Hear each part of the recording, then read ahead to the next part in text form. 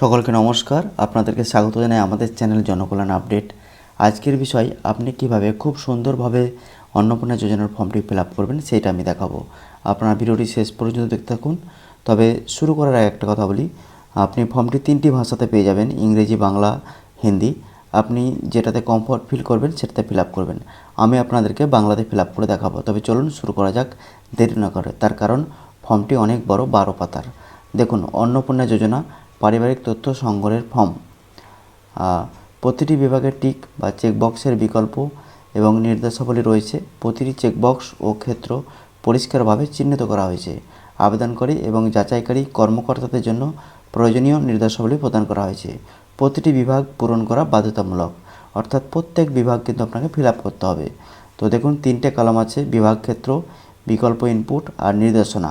তো সেক্ষেত্রে দেখুন, আপনাদেরকে যেটাতে লিখতে হবে বা টিক মারতে হবে সেটা এই যে বিকল্প, ইনপুট, এই জায়গাটাতে, এই মিডিল যে কলামটা আছে সেটাতে লিখতে হবে। আর নির্দেশ দেওয়া আছে ডান দিকে যে কি করতে হবে এই মিডিল পোর্শনটাতে। সে যাই হোক, আমরা শুরু করছি। ক বিভাগ, পারিবারিক পরিচয়। সেক্ষেত্রে 1 নম্বর দেখুন, পরিবারের প্রধানের নাম। এখানে পরিবারের প্রধানের নামটা এখানে লিখবেন, সেটা আছে আধার কার্ড অনুযায়ী। আধার কার্ডে যে নামটি আছে সেটা লিখবেন। আচ্ছা, তারপরে দেখুন জন্ম তারিখ, এখানে জন্ম তারিখ লিখবেন, দিন, মাস, বছর ফরম্যাটে। আচ্ছা, তারপরে দেখুন পরিবারের প্রধান লিঙ্গ, অর্থাৎ পরিবারের প্রধান পুরুষ না মহিলা না অন্যান্য।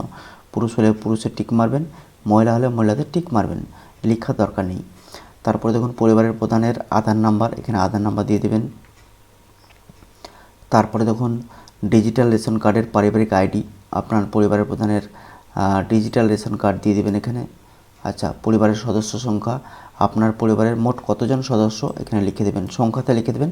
তবে সংখ্যাটা ইংরেজিতে লিখবেন বা বাংলাতে, কোনো অসুবিধা নেই। তবে অন্যান্য লেখাগুলো বাংলাতেই লিখবেন, যেহেতু বাংলায় ফর্মটা। আচ্ছা, তারপর দেখুন ঠিকানা, এখানে আপনি ফুল ঠিকানা দিয়ে দেবেন, অর্থাৎ পুরো অ্যাড্রেস। সেটা আছে স্থায়ী ঠিকানা, পার্মানেন্ট অ্যাড্রেস, যেখানে আপনারা স্থায়ীভাবে বসবাস করেন। তারপর দেখুন 8 নম্বর আছে যোগাযোগ নাম্বার, এখানে মোবাইল নাম্বার দেবেন, সেইটাই যেটা পরিবারের প্রধানের যে আধার নাম্বারের সঙ্গে যুক্ত আছে ওই মোবাইল নাম্বারটা দিয়ে দেবেন। আচ্ছা, তারপর দেখুন 9 নম্বরটা খুবই ইম্পর্টেন্ট। কী বলছে দেখুন, নাম, জন্ম তারিখ, লিঙ্গ, পরিবারের প্রধানের সঙ্গে সম্পর্ক, আধার নম্বর, পরিবারের সকল সদস্যের, এই আপনার পরিবারে যতজন সদস্য সকল সদস্যের এই সমস্ত তথ্যগুলো দিতে হবে। তাই সেক্ষেত্রে খুব ইম্পর্টেন্ট একটা ব্যাপার আছে, আপনারা দেখুন পরিবারের প্রধান অর্থাৎ হেড অফ ফ্যামিলি, এখানে কিন্তু সদস্য একে আপনার পরিবারের প্রধানের নাম দেবেন, জন্ম তারিখ দেবেন, লিঙ্গ, পরিবারের প্রধানের সঙ্গে সম্পর্ক, আধার নাম্বার দিয়ে দেবেন। আচ্ছা, ধরুন পরিবারের প্রধান যেহেতু সদস্য এক দিচ্ছেন, সেক্ষেত্রে পরিবারের প্রধানের সঙ্গে সম্পর্ক এখানে সেলফ বা নিজ, বাংলাতে দন্যহাসি বর্গীয় জ দিয়ে দেবেন, নিজ। আচ্ছা, সেক্ষেত্রে সদস্য 2, 3 এভাবে আপনারা ফিল আপ করলেন। এখানে দুটো খুব ইম্পর্টেন্ট তথ্য আছে, সেটা হচ্ছে দেখুন, অন্নপূর্ণা যোজনার জন্য আবেদন করা হচ্ছে। এই পরিবারের সদস্য মানে 2 নম্বর বা 3 নম্বর, 4 নম্বর, 5 নম্বর যেই সদস্য অন্নপূর্ণা যোজনার জন্য ফর্ম ফিল আপ করছে সেটার সামনে কিন্তু টিক চিহ্ন দিতে হবে। যদি ধরুন সদস্য নম্বর 2 যে অন্নপূর্ণা যোজনার জন্য মানে যোগ্য বা পাওয়ার যোগ্য বা আবেদন করছে, সেক্ষেত্রে টিক মেরে দেবেন, মনে রাখবেন। তারপরে দেখুন ডান দিকে কী বলছে, বয়স 5 বছরের কম হলে আধার এনে চিহ্নিত করুন।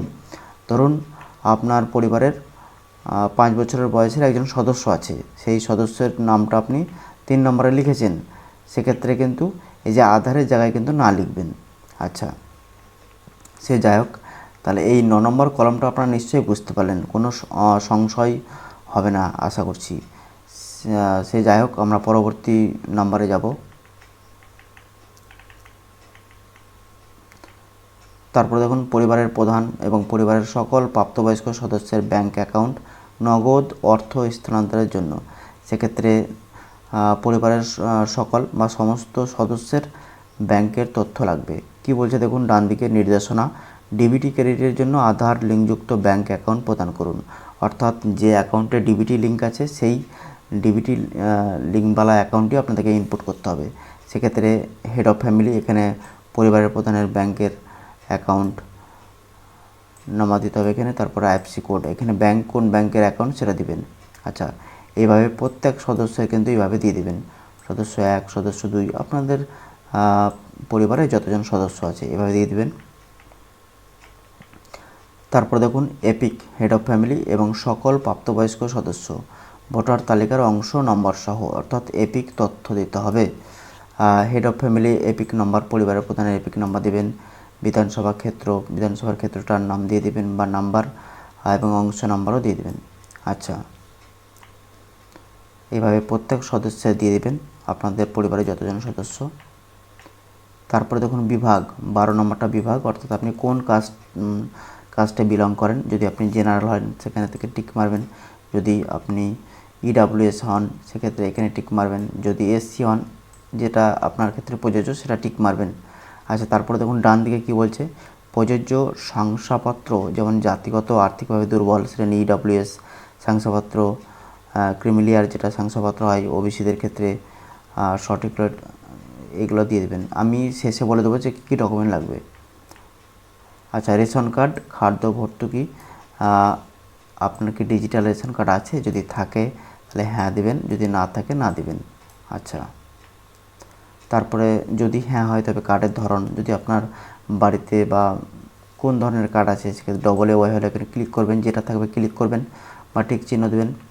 আচ্ছা, তারপর দেখুন পরিবারটি রেশন দোকান থেকে মাসিক রেশন তুলছে কিনা, অর্থাৎ আপনি প্রত্যেক মাসে রেশন নেন কিনা, সেক্ষেত্রে হ্যাঁ হলে হ্যাঁতে টিক মারবেন, আর না হলে নাতে টিক মারবেন।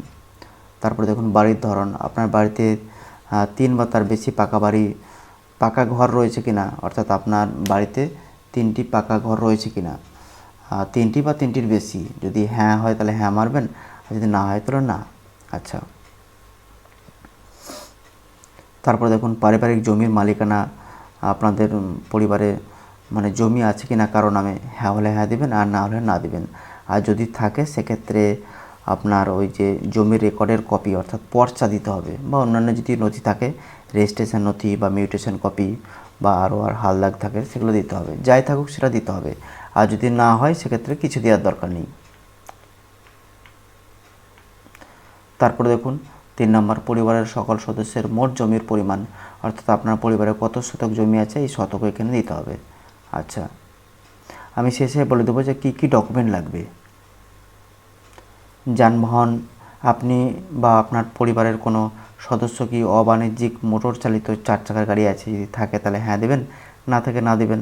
আর যদি হ্যাঁ হয় সেক্ষেত্রে তার নাম্বার দিতে হবে, তারপরে গাড়ির রেজিস্ট্রেশন নাম্বার দিতে হবে, তারপরে এখানে দেখুন মডেল নাম্বার দিতে হবে। আচ্ছা, পরিবার ভিত্তিক সদস্যদের স্বাস্থ্য বিমা আছে কিনা, যদি থাকে সেক্ষেত্রে হ্যাঁ দিবেন, আর যদি না থাকে তাহলে না দিবেন। আর না দিলে কিন্তু অন্যান্য তথ্যগুলো ফিল আপ করার দরকার নেই।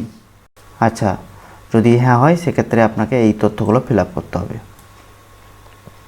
এটা হেড অফ ফ্যামিলি অর্থাৎ পরিবারের প্রধানের হলো, তারপর সদস্য 1, সদস্য 2, অনুরূপভাবে সমস্ত সদস্যের কিন্তু ফিল আপ করতে হবে। আর যদি না থাকে সেক্ষেত্রে না থাকলে কোনো কিছু ফিল আপ করার দরকার নেই।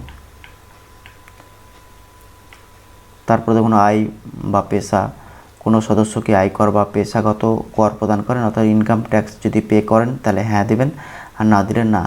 তারপরে দেখুন পরিবারের সদস্যদের প্যান কার্ড নাম্বার দিতে হবে, বা প্যান কার্ড কার নামে আছে সেটা দিতে হবে সেক্ষেত্রে যদি থাকে, আর যদি না থাকে তাহলে না ক্লিক করবেন। আর যদি হ্যাঁ হয় তাহলে নাম, প্যান নাম্বার, কারণ হেড অফ ফ্যামিলি অর্থাৎ পরিবারের প্রধানের প্যান কার্ড আছে, নাম দিয়ে দিলেন কী নামে প্যান কার্ড আছে, প্যান নাম্বার দিয়ে দিলেন। একইভাবে প্রথম সদস্য বা উপরে দিলেন হেড অফ ফ্যামিলি, তারপরে সদস্য নম্বর 1 দিয়ে দিলেন। এইভাবে প্রত্যেক সদস্য দেবেন, আর যদি না থাকে তাহলে কিছু দেওয়ার দরকার নেই। তারপর দেখুন কর্মসংস্থানের ধরন, পরিবারের প্রধান কি কাজ করে সেটা দেওয়া আছে এখানে অনেক তথ্য। আপনার ক্ষেত্রে যেটা প্রযোজ্য হবে সেটা দিয়ে দেবেন। যদি সরকারি কাজ করে এখানে টিক মারবেন, যেটা আপনার হবে। বেকার, কোনো কিছু কাজ না করলে এখানে টিক মারবেন। পরিযায়ী শ্রমিক হলে টিক মারবেন। আচ্ছা, কৃষক হলে এখানে টিক মারবেন। আচ্ছা, এভাবে প্রত্যেক সদস্যের কিন্তু দেওয়া আছে বাড়ির সদস্যদের।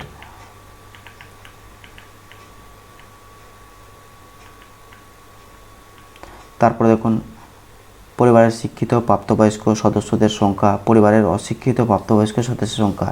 এখানে কতজন প্রাপ্তবয়স্ক সদস্য আছে শিক্ষিত, আর কতজন অশিক্ষিত প্রাপ্তবয়স্ক সদস্য আছে এখানে নাম্বারটা দিয়ে দেবেন, অসুবিধা নেই।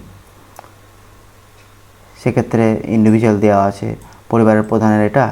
আচ্ছা, তারপরে সদস্য 1 এভাবে দেওয়া আছে। আচ্ছা, তারপরে দেখুন কোনো সদস্য কি কোনো সাংবিধানিক পদ, মন্ত্রী, সাংসদ, বিধায়ক, পৌর স্থানীয় সংস্থা এবং পঞ্চায়েত সংস্থার প্রাক্তন বা বর্তমান ধারক? যদি হ্যাঁ হয় তাহলে হ্যাঁ মারবেন, টিক মেরে দেবেন, না হলে না মেরে দেবেন। আচ্ছা, তবে আবার বলছি আমি যে শেষে কী কী ডকুমেন্ট লাগবে আমি বলে দেবো। কোনো সদস্য কি সরকারি পেনশনভোগী? হ্যাঁ হলে হ্যাঁ দেবেন, আর না হলে না দেবেন। আচ্ছা, যিনি সরকারি পেনশনভোগী তার সদস্য, যদি হ্যাঁ হয় সেক্ষেত্রে এই সদস্য নাম্বার দিতে হবে। আচ্ছা, 7 নম্বর দেখুন, কোনো সদস্য কি জিএসটি অধীনে নিবন্ধিত আছেন? যদি হ্যাঁ হয় তাহলে হ্যাঁ টিক মেরে দেবেন, না হলে না। আর যদি হ্যাঁ হয় সেক্ষেত্রে জিএসটি আইন এখানে নাম্বার দিতে হবে। আচ্ছা, পরিবারের মোট বার্ষিক আয় কত? এখানে বার্ষিক আয় দিয়ে দেবেন। তারপর দেখুন CAA আবেদনের বর্তমান অবস্থা যদি থাকে, ধরুন আপনাদের SIR এর সময় যদি কোনো গণ্ডগোল থাকে সেক্ষেত্রে আপনি CAA আবেদন করেছেন, সেক্ষেত্রে যদি করে থাকেন সেক্ষেত্রে এখানে ক্লিক মারবেন, টিক চিহ্ন দেবেন। আর যদি না হয়ে থাকেন তাহলে প্রযোজ্য নয়, এখানে টিক মারবেন। সেক্ষেত্রে এটা হেড অফ ফ্যামিলি অর্থাৎ পরিবারের প্রধান, সেক্ষেত্রে অনুরূপভাবে সদস্য 1, সদস্য 2 যদি হয় সেরকমভাবে দিবেন। আচ্ছা, তারপরে দেখুন অন্যান্য কিষাণ ক্রেডিট কার্ড বা কিষাণ ক্রেডিট ARD, শিল্পী ক্রেডিট কার্ড, মৎস্যজীবী ক্রেডিট কার্ড এগুলো আছে কি না, সেক্ষেত্রে পরিবারের প্রধানের এখানে নাম্বার দিয়ে দেবেন। যদি থাকে এইসব এগুলোর মধ্যে যে কোনো একটি কার্ড বা থাকলে দিয়ে দেবেন, অসুবিধা নেই। ID সংখ্যা দেবেন বা যে তারিখে ইস্যু করা হয়েছে সেটাও দেবেন। আচ্ছা, অনুরূপভাবে সদস্য 1 এভাবে দিয়ে দেবেন। তারপরে দেখুন যদি SIR 2026-এর নাম বাদ পড়ে থাকে তবে মামলাটি ট্রাইব্যুনালে বিচারাধীন কি না, যদি বিচারাধীন হয় সেক্ষেত্রে হ্যাঁ দেবেন, আর হ্যাঁ হলে মামলার বিবরণ এখানে দিয়ে দেবেন।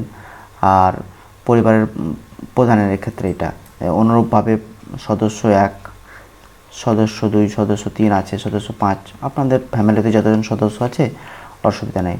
তারপরে দেখুন সামাজিক মর্যাদা ও নির্ভরশীল ব্যক্তিগণ, বিদ্যালয়ে অধ্যয়নরত পরিবারের সকল শিশুর বিবরণ। এখানে ধরুন আপনার পরিবারে আপনি 5 জন সদস্য দিয়েছেন, সেক্ষেত্রে একজন শিশু, সেক্ষেত্রে সদস্য নাম্বার উপরে যে অংশটাতে আপনি শিশুর বিবরণ দিয়েছেন সেটা নাম্বার দিয়ে দেবেন। তারপরে শিশু সদস্য সংখ্যা 1, সেক্ষেত্রে শিশুর নাম দিয়ে দেবেন। তারপরে শ্রেণী, কোন শ্রেণীতে পড়ে, বিদ্যালয়ের নাম, ধরন এভাবে দিয়ে দেবেন। সেক্ষেত্রে সরকারি না বেসরকারি বা বিদ্যালয়ে পড়ে সেক্ষেত্রে দাগ মারবেন, বেসরকারি হলে বেসরকারি, শিক্ষিত মাদ্রাসা হলে এভাবে দিয়ে দেবেন, অসুবিধা নেই। আচ্ছা, তারপরে এইভাবে প্রত্যেক যদি একাধিক শিশু থাকে সেক্ষেত্রে দিবেন শিশু নম্বর 2। আচ্ছা, যদি না থাকে তো কিছু দেওয়ার দরকার নেই। তারপরে দেখুন শিশুদের টিকাকরণের বর্তমান অবস্থা, টিকাকরণ হয়েছে কি না বা শুরু হয়েছে কি না বা সম্পূর্ণ হয়েছে। আর টিকাকরণ যদি না করা হয় সেক্ষেত্রে টিক মারবেন। এক কথায় এত বড় ফর্ম ফিল আপ করাও খুব অসম্ভব, সে যাই হোক, অসম্ভব নয় কিন্তু এত বড় ফর্ম সত্যিই মানে কি আর বলবো। তারপরে শিশু সদস্য 1, 2 যতজন শিশু থাকবে এখানে দিয়ে দেবেন এইভাবে। তারপর দেখুন সরকারি প্রকল্পের আওতায় সুবিধা, আপনি কি কোনো সরকারি প্রকল্পের সুবিধা ডিবিটি এর মাধ্যমে পাচ্ছেন? যদি হ্যাঁ হ্যাঁ, আর না হলে না। যদি হ্যাঁ হয় তবে প্রকল্পের নাম উল্লেখ করুন, যদি পান সেক্ষেত্রে কোথা থেকে পাচ্ছেন বা প্রকল্পের নাম কি সেক্ষেত্রে দেবেন, সে যাই হোক।